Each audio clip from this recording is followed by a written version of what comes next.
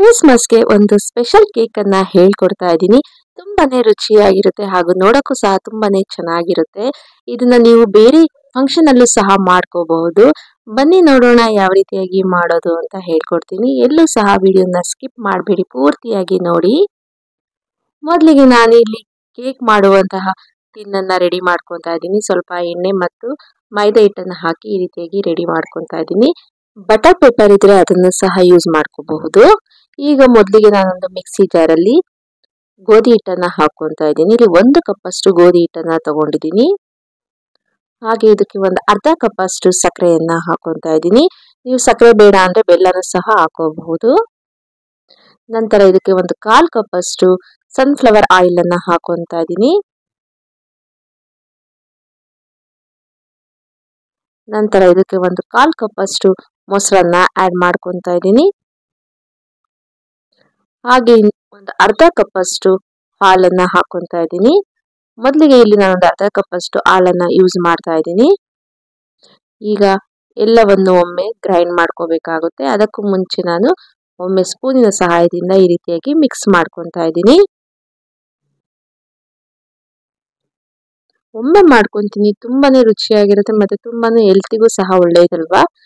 ಈಗ ಇದನ್ನ ಈ ರೀತಿಯಾಗಿ ನುಣ್ಣಗೆ ಗ್ರೈಂಡ್ ಮಾಡಿಕೊಂಡು ಈಗ ಇದನ್ನ ಒಂದು ಬೌಲ್ಗೆ ಟ್ರಾನ್ಸ್ಫರ್ ಮಾಡ್ಕೊತಾ ಇದ್ದೀನಿ.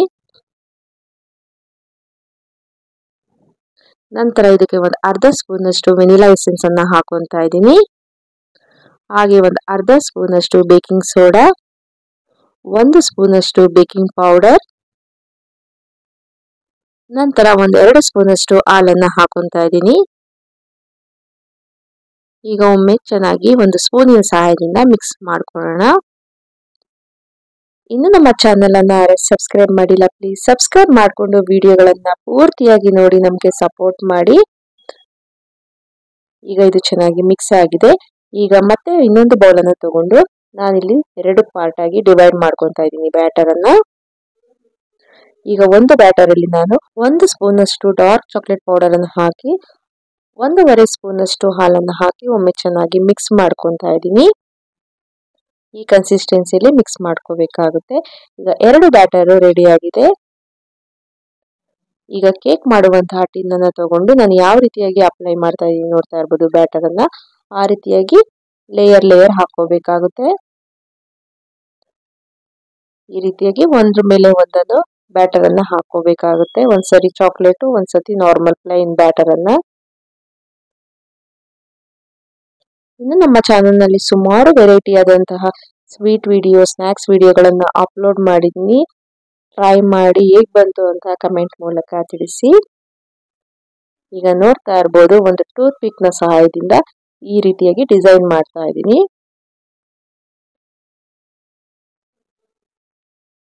ನಿಮ್ಗೆ ಯಾವ ರೀತಿಯಾಗಿ ಡಿಸೈನ್ ಇಷ್ಟನೋ ಆ ರೀತಿಯಾಗಿ ಮಾಡ್ಕೋಬಹುದು. ಬಟ್ ಈ ರೀತಿಯಾಗಿ ಡಿಸೈನ್ ಮಾಡ್ಕೊಳ್ಳಿ, ನೋಡಕ್ಕೂ ಸಹ ತುಂಬಾನೇ ಕಲರ್ಫುಲ್ ಆಗಿರುತ್ತೆ.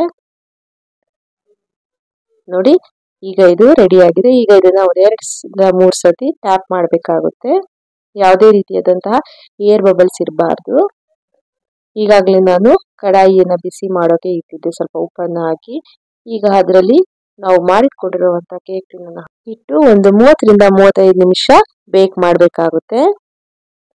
ಈಗ ಇದು ಚೆನ್ನಾಗಿ ಬೇಕ್ ಆಗಿದೆ, ನೋಡ್ತಾ ಇರ್ಬೋದು. ಒಂದು ಟೂತ್ ಪಿಕ್ ನ ಸಹಾಯದಿಂದ ಇದು ಆಗಿದೆಯಾ ಇಲ್ವಾ ಅಂತ ಈ ರೀತಿಯಾಗಿ ಹೋಲ್ ಮಾಡಿ ಚೆಕ್ ಮಾಡಬೇಕಾಗುತ್ತೆ.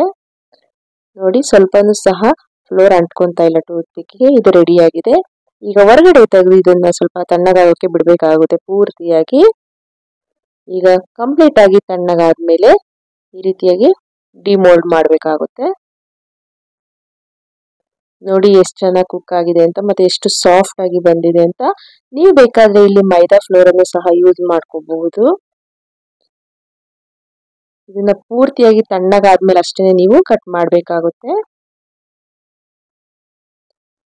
ನೋಡಿ ಎಷ್ಟು ಚೆನ್ನಾಗಿ ಬಂದಿದೆ ಕೇಕ್, ಮತ್ತೆ ಎಷ್ಟು ಚೆನ್ನಾಗಿ ಡಿಸೈನ್ ಸಹ ಬಂದಿದೆ. ಚಿಕ್ಕವರಿಂದ ದೊಡ್ಡವರವರೆಗೂ ಎಲ್ಲರೂ ಸಹ ತುಂಬಾನೇ ಇಷ್ಟಪಟ್ಟು ತಿಂತಾರೆ, ಅದಲ್ಲದೆ ಎಂಜಾಯ್ ಮಾಡ್ಕೊಂಡು ತಿಂತಾರೆ. ನೀವು ಸಹ ಟ್ರೈ ಮಾಡಿ ಹೇಗ್ ಬಂತು ಅಂತ ನನಗೆ ಕಮೆಂಟ್ ಮೂಲಕ ತಿಳಿಸಿ. ಅದಲ್ಲದೆ ಇನ್ನು ನಮ್ಮ ಚಾನೆಲ್ ನಲ್ಲಿ ಸುಮಾರು ವೆರೈಟಿ ಆದಂತಹ ಕೇಕ್ ವಿಡಿಯೋಗಳು, ಸ್ನಾಕ್ ವಿಡಿಯೋಗಳನ್ನ ಅಪ್ಲೋಡ್ ಮಾಡಿದೀನಿ. ಅವುಗಳನ್ನು ಟ್ರೈ ಮಾಡಿ ಒಮ್ಮೆ ಹೇಗ್ ಬಂತು ಅಂತ ಕಮೆಂಟ್ ಮೂಲಕ ತಿಳಿಸಿ. ಹೀಗೆ ನಮ್ಮ ಚಾನಲ್ನಲ್ಲಿ ಬರುವಂತಹ ಎಲ್ಲ ವಿಡಿಯೋಗಳನ್ನು ನೋಡಿ ಸಪೋರ್ಟ್ ಮಾಡಿ. Thank you so much.